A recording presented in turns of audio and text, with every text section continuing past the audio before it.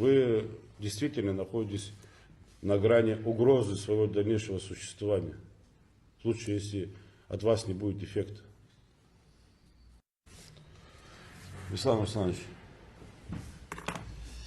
Здесь не случайно присутствует замначальника милиции по службе. Да.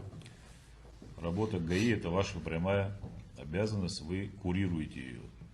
Сегодня в вашей работе основная задача стоит по линии работы госавтоинспекции.